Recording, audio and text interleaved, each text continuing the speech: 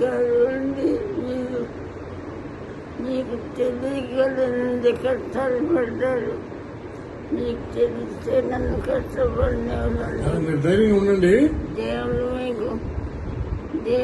మీకు నన్ను సరే నేను ధైర్యంగా ఉండండి. రాజుగారు అన్ని చూసుకుంటారేమా? ఎప్పటి నుంచో ఢిల్లీకి రాజుగారికి తెలిస్తే నాకు కష్టాలు ఉండవని అన్ని ఛానల్లోనూ మా అమ్మ ఇంటర్వ్యూ ఇస్తుందండి. అంత మీరంటే దేవుడితో సమానమండి.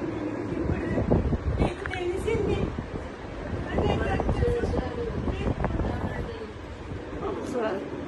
దిద్దాత్ గారు, మీరు ఇదివరకు నాకు చేసే సహాయం నేను ఎప్పుడూ మర్చిపోను.